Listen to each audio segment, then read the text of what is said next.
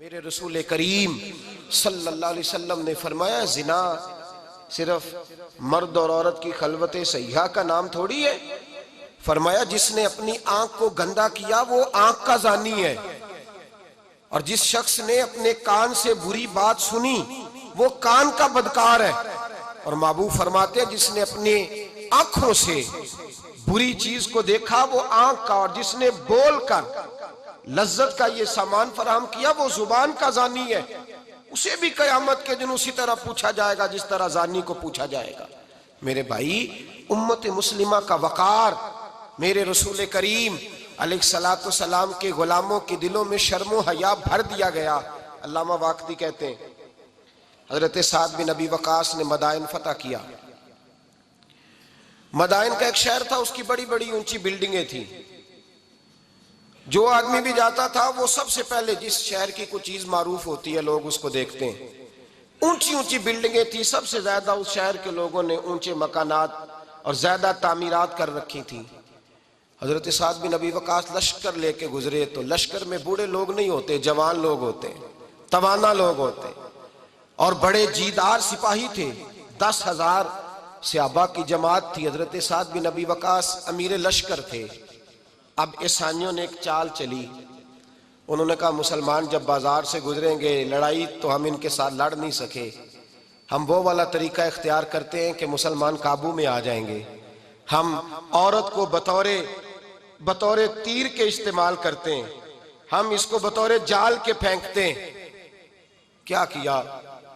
औरतों के हाथों में फूल दिए, प्लेटें पकड़ाई, बिल्डिंगों की छतों पे खड़ा कर दिया। फरमाया, तुम इन पर फूल फेंकना, अगर 2-4 सिपाही भी हम अपने काबू में करने में कामयाब हो गए तो दरार तो पड़ गई ना। तुम इन पर फूल फेंकना। ये देखिए रस्म चली कहां से, हमने अपना ली है, चली कहां से, और हमने उसको अखज कर लिया, रिवाज बन गया। हजरत साद बिन नबी वकास रजी अल्लाह तआला अन्हु जब उस बाजार से गुजरे तो आगे आगे अमीर लश्कर का घोड़ा था, पीछे 10,000 सहाबा घोड़ों पे बैठे। हजरत साद बिन नबी वकास से नजर उठा के देखा तो औरतें तो खड़ी हैं, फूल लिए। कुफर की चाल को समझ गए कि ये बेहयाई का जाल फेंक के मिल्लत के जवानों के दिलों से गैरत ईमानी छीनना चाहते हैं। ये मुसलमानों के दिलों से तकवे की रोशनी छीनना चाहते हैं। ये कुरान पाक का सुरूर और इबादत का नूर छीनना चाहते हैं।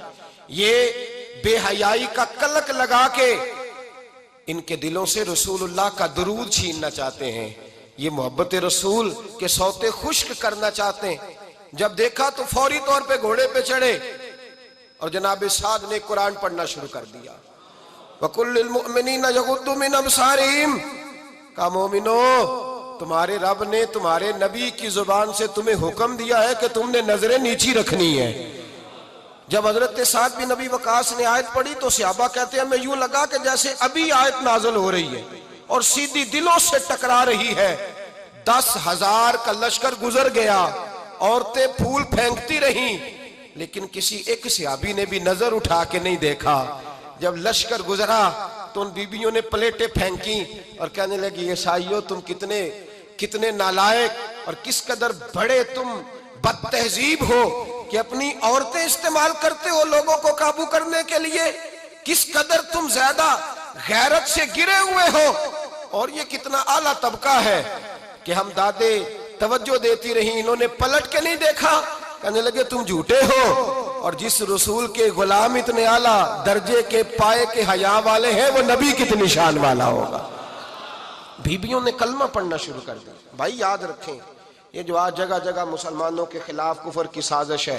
हजरत अब्दुल्ला बिन उज़ाफा जिहाद कर रहे थे, रूम के ईसाइयों ने गिरफ्तार कर लिया। 1000 आदमी ने मिल के पकड़ा, गिरफ्तार नहीं होते थे सहाबी। 1000 आदमी ने घेरा डाला, गिरफ्तार करके ले गए। और जब बादशाह के सामने गए तो वजीर कहने लगा, बादशाह बंदा बड़े काम का है, अगर हमारे काबू आ गया तो फायदा देगा। सहाबी हैं हजरत अब्दुल्ला बिन उज़ाफा, हजरत फारूक आदम का जमाना है, अगर काबू आ गया तो फायदा देगा। बादशाह कहने लगा, क्यों, क्या खूबी है? कहने लगे, हम 1000 आदमी थे, ये अकेला काबू नहीं आ रहा था, 1000 आदमी थे, अगर हमारी फौज में शामिल हो गया तो बहुत बड़ा जर्नैल मिलेगा। बादशाह कहने लगा, कोई मसला नहीं, 2-3 चीजें होती हैं बंदे को खरीदने के लिए, खरीद लेते हैं। बादशाह कहने लगा, अब्दुल्ला जितनी दौलत तुझे चाहिए मैं तुझे दे देता हूं, मेरे लश्कर में आ जा, माज़अल्लाह इस्लाम छोड़ दे। हजरत अब्दुल्ला बिन हुज़ाफा क्या फरमाते हैं बड़ा तू बेवकूफ है, मैंने दौलत कमानी होती तो मदीने में बैठ के तजारत करता, मैं दौलत कमाने नहीं निकला, मैं तो रसूलुल्लाह की रजा कमाने के लिए निकला हुआ हूं। दौलत कमानी होती तो किसी मार्केट में होता, मैदान में आना था। शहादत है मतलूब मकसूद मोमिन, न माले गनीमत न किश्वर कुशाई। ये दौलत तो लौंडी है रसूलुल्लाह के दरवाजे की, ये तो पीछे पीछे फिरती है नबी पाक के गुलामों की। ये कमानी होती तो मैं किसी मार्केट में होता, मैदान में थोड़ा होता। अब्दुल्ला बिन हुज़ाफा से दूसरी चाल चली। कहने लगे मियाँ ओदा जो तुझे चाहिए, मैं बादशाह हूं, मेरे नीचे जो ओदा तू कहेगा वो तुझे मिल जाएगा। हजरत अब्दुल्ला बिन हुज़ाफा कहने लगे शायद तुझे पता नहीं मेरी तारीफ क्या है, शायद तू जानता नहीं मेरी तारीफ क्या है। कहा साहब की क्या तारीफ है? कहने लगे मैं रसूलुल्लाह का सहाबी हूं और कायनात में सबसे बड़ा ओहदा मुस्तफा के सहाबी होने का ओहदा है। सहाबा वो सहाबा थे जिनकी हर सुबह सुबह ईद होती थी, खुदा का कुर्ब हासिल था, नबी की दीद होती थी। फरमाया मैंने हुजूर के जलवे देखे हुए हैं, मुझे ओहदे की जरूरत ही नहीं, और मैंने ओहदा लेना होता तो मैं सियासत करता, मैं तो शहादत लेने निकला हूं मैदान में, ओहदे का मैंने क्या करना है। अब बादशाह कहने लगा इसे कत्ल कर दो। वजीर कहने लगा नहीं, एक बात और है, मुझे एक चाल और चलने दो। कहा वो क्या? कहने लगे मेरी बेटी बड़ी खूबसूरत है, मुझे मौका दो अपनी ही बेटी को सजा बना के। वो जवान जिसकी जवानी इतनी बड़ी है कि 1000 आदमी मुकाबले में खड़ा नहीं होता, उस जवान के कमरे में रात की तन्हाई में बना सवार के बीबी को भेजा। वो बीबी कहती है मैं सारी रात बन सवर के इस सहाबी के कमरे में बैठी रही, लेकिन ये क्या शख्स था, सारी रात ही मुसल्ले पे बैठा रहा, सारी रात ही। कुछ देर थक जाता तो ये करीम रसूल पे दुरूद पढ़ना शुरू कर देता। बीबी कहती है सहरी हो गई तो मैंने छू के देखा कि इंसान है कि जिन्न है, ये बंदा है कि फरिश्ता है, छू के देखा। कहने लगे पीछे हट जा। मैंने कहा मैंने तो सुना था तू 1000 के मुकाबले में है और तू इतना बेहिस है कि बनी सवरी दुल्हन बैठी है, तूने नजर नहीं की।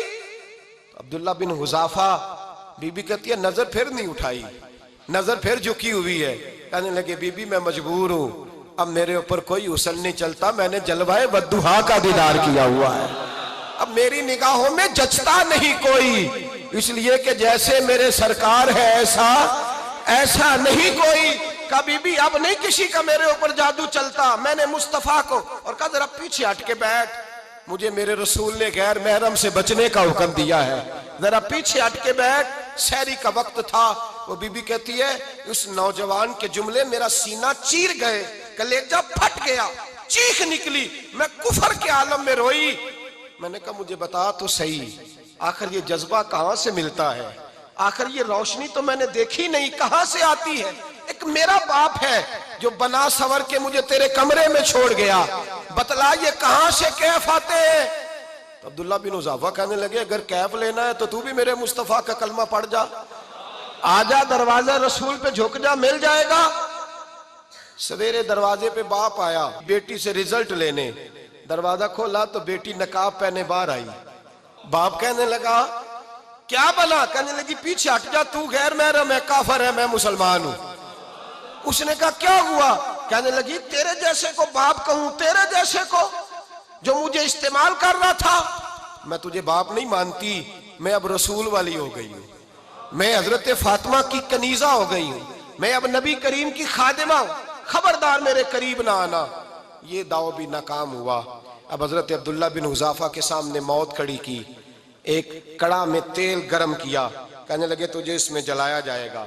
हजरत अब्दुल्ला बिन हुज़ाफा रदी अल्लाह ताला अन्हु जब जलने के करीब हुए तो रोने लगे। रूम का बादशाह कहने लगा शायद डर गया है। कहने लगे अब समझ आई है, अब तुझे पता चला है, चला आ जा। हजरत अब्दुल्ला बिन हुज़ाफा कहने लगे तू काफिर है, तेरी काफिरों वाली सोच है, इसलिए नहीं रोया कि मौत से डर गया हूं, मैं तो इसलिए रोया हूं कि एक जान है वो नबी पाक पे कुर्बान हो रही है, काश रब मुझे 1000 जान देता, मैं सारी मुस्तफा पे कुर्बान कर देता। फाजिल बरेलवी फरमाते हैं करूं तेरे नाम पे जा फिदा, न बस एक जा दो जहां फिदा, और मेरा 2 जहां से भी नहीं जी भरा, मैं करूं क्या कि करोड़ों जहां नहीं और मियां साहब फरमाते हो कच्चा रंग ललारी वाला जेड़ा चढ़दा लैंदा रहिंदा, ए इश्क तेरे दा रंग मुहम्मद चढ़ जाए फिर नहीं लैंदा। इश्क तेरे दा रंग मुहम्मद चढ़ जाए फिर ये नहीं लैंदा। मेरे भाई वो रूम का बादशाह कहने लगा दुनिया मैंने भी बड़ी देखी है, पर जैसे पाक साफ मुस्तफा के गुलाम देखे ऐसा मैंने कोई नहीं देखा। ओ भाइयों, नजर पाक हो, रूह पाक हो, मिजाज पाक हो, फिर इंसान बड़े बड़े काम करता, फिर वो मुहिम्मात को सर करता, फिर वो सिर्फ एक घर के लिए नहीं, वो मिल्लत के लिए फायदेमंद होता है, फिर वो घरानों को लेकर चलता है, फिर वो बड़े बड़े मुआशरे तश्कील देता है। मेरे रसूल करीम सल्लल्लाहु अलैहि वसल्लम ने पाक साफ जहन के लोग तैयार किए। हजरत मरसद फरमाते हैं, मैं एक औरत पे आशिक था, जब कलमा पढ़ा नबी पाक ने मेरी पुश्त पे हाथ फेरा, मैंने कहा हुजूर कोई नसीहत? नबी पाक ने फरमाया नजर को पाक रखना। आप फरमाते हैं औरतें मेरे पीछे भागा करती थी और मुझे कहा करती थी अब तू देखता क्यों नहीं? तो मैंने कहा पता मुझे भी नहीं, मुस्तफा की एक नजर हुई है, रब ने सारे महल को चैल दूर फरमा दिए, सारा कुछ ही बदल गया। मिल्लत के जवानों याद रखो इस बात को, ये पाकीज़गी, ये नजर, ये पाकीज़गी, ये मिजाज, ये इंसान से बड़े काम करा लेती है। और अगर तेरी नजर नापाक रहती है फिर तो कुछ नहीं कर सकता, फिर तेरी जिंदगी एक ऐसे कैद खाने में कैद हो गई है जो तुझे 2 कदम भी नहीं चलने देगी। सबसे पहले मिजाज की पाकीज़गी।